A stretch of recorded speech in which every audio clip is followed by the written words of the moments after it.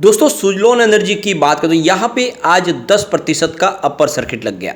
ये upper circuit इसीलिए लगा क्योंकि बाजार क्लोज होते थे, यहाँ पे एक बहुत बड़ी डील हुई और इस डील के माध्यम से लगभग 1 करोड़ के आसपास शेयर खरीदे गए, यानी किसी बड़े फंड हाउस ने जम के खरीदारी की है और ये इशारा है कि इसमें अभी तेजी और आगे जारी रह सकती है। यहाँ पे समझ सकते हो कि जैसे ही यहाँ पे कंपनी ने इस बार Q4 का रिजल्ट डिक्लेयर किया, रिजल्ट बेहतर रहने के बाद यहाँ पे देख सकते हो कि पॉजिटिव माहौल तो बनना शुरू हो गया और उसके बाद सोने पे सुहागा तब हुआ जब इसको लगातार 6 बड़े ऑर्डर मिले और आप देख सकते हो कि ऑर्डर की कैपेसिटी बढ़ने लगी और तभी मैंने कह दिया था कि अब यहाँ पे तेजी का दौर शुरू होगा और बिल्कुल वैसा ही हुआ।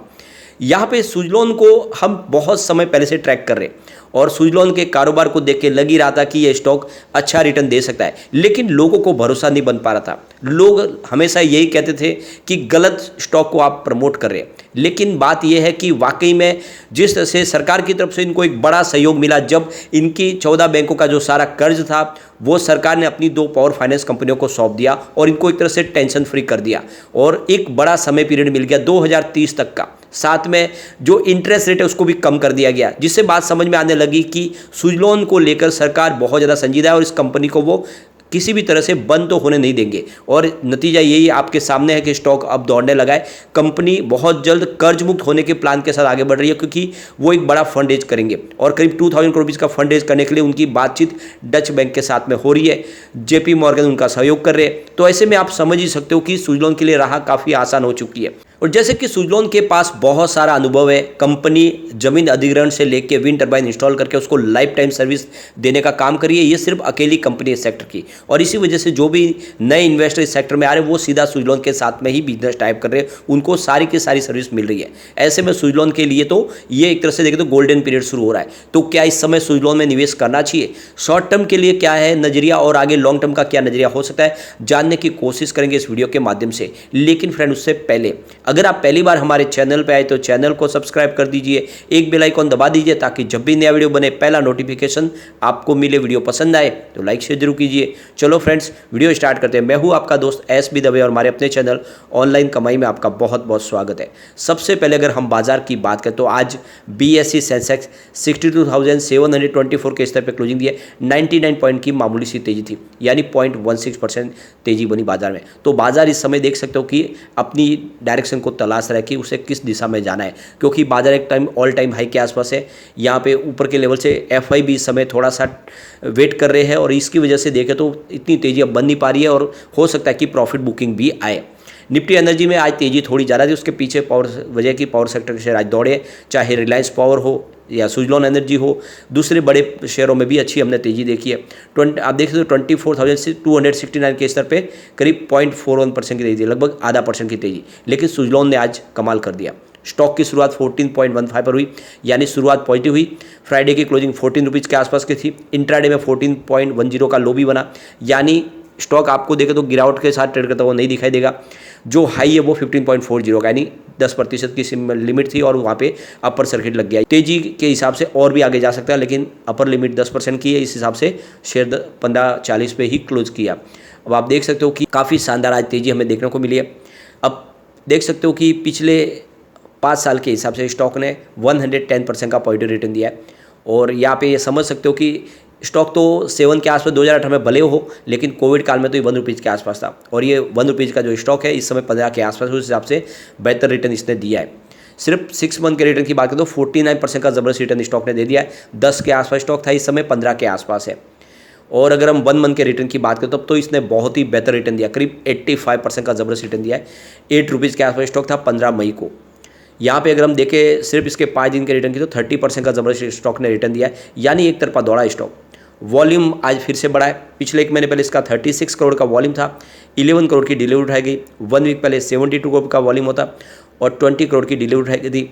थर्सडे को 35 करोड़ का वॉल्यूम होता, 13 करोड़ की डिलीवरी उठाई गई थी और आज आप देख सकते हो कि 55 करोड़ का ज़बरदस्त वॉल्यूम है। तो फ्राइडे से ज़बरदस्त वॉल्यूम है आज और ये आप समझ सकते हो कि लोगों का रुझान स्टॉक की तरफ अभी भी बना हुआ है। अब आप देख सकते हो कि जियोजीत फाइनेंशियल सर्विस की तरफ से आनंद जेम्स ने यहाँ पे अपनी राय दी है सुजलॉन को लेकर और उनका कहना है कि इस समय आपको प्रॉफिट बुक करना चाहिए। उनके हिसाब से स्टॉक इस समय ओवरसोल्ड लग रहा है।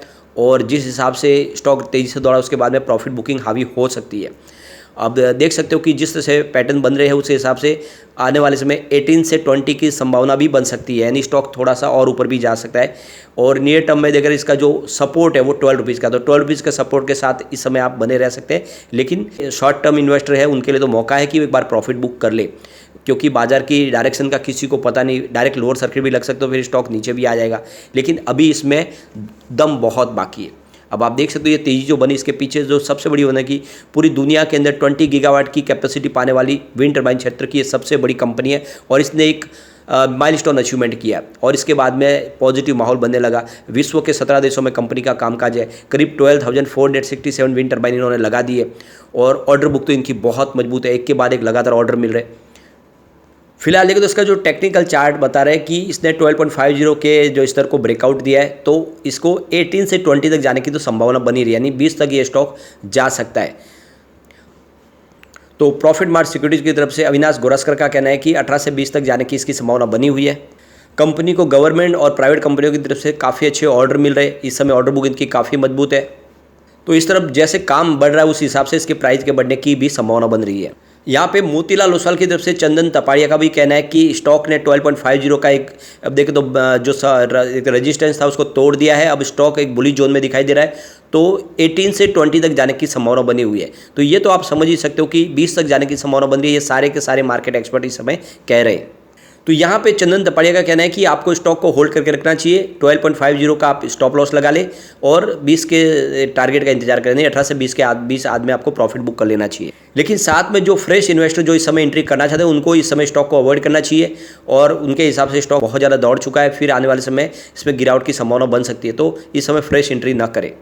तो यहाँ पे जो मार्केट एक्सपर्ट है वो कह रहे हैं कि 20 तक जाने की संभावना काफ़ी ज़्यादा है, लेकिन एक बात का ध्यान रखें, अब जैसे स्टॉक ने एक बार 10 को क्रॉस कर लिया तो सब जितने भी मार्केट एक्सपर्ट है वो कहने लगे अब इसमें खरीदारी करें, बीत जाएगा। लेकिन जब इसकी प्राइस 8 रुपये के आसपास थी तब कोई नहीं कह रहा था कि इसमें खरीदारी करें, सब बता रहे थे कि इसकी प्राइस 5 से 6 रुपये हो जाएगी। लेकिन आपको ध्यान होगा तो जब इसकी प्राइस 8 रुपये से भी अंदर गई तब मैंने कहा था कि इसमें खरीदारी इस समय आप कर ले, ये बाउंस बैक जरूर देगा। और ये मैंने आपको लगातार बोला था कि इसमें 8 का एक मजबूत सपोर्ट है जो काफ़ी समय से नहीं तोड़ा, लगभग साल भर से उसने 8 के सपोर्ट को पकड़े रखा था और वहीं पे खरीदारी का मौका था। तो आप देख सकते हो जिसने भी खरीदारी की होगी उसकी इस समय प्राइस लगभग दुगना हो गया, जिसने 7.5 के आसपास खरीदारी की होगी उसको उसके पैसे डबल हो गए काफ़ी कम समय में। और आने वाले समय में ये एक लंबी रेस का घोड़ा, ये भी ध्यान रखना चाहिए। लेकिन शॉर्ट टर्म इन्वेस्टर को तो प्रॉफिट बुक करना ही चाहिए क्योंकि एक तरफा कभी तेजी बनती थी। अब आज हम उन बड़ी डील की तरफ से चलेंगे जिसकी वजह से ये आज अपर सर्किट लगा। तो सुबह 9:34 पर 14.80 की प्राइस से 34 लाख शेयरों की ज़बरदस्त खरीदारी हुई। उसके बाद देख सकते हो कि 9:34 पर लगभग उसी समय 14.85 की प्राइस से 28 लाख शेयरों की ज़बरदस्त खरीदारी और हुई। उसके बाद आप देख सकते हो कि 9:51 पर 15 की प्राइस से 26 लाख शेयरों की एक बड़ी खरीदारी और हुई। उसके बाद 12:16 पर 15 की प्राइस से 25 लाख शेयरों की ज़बरदस्त खरीदारी और हुई।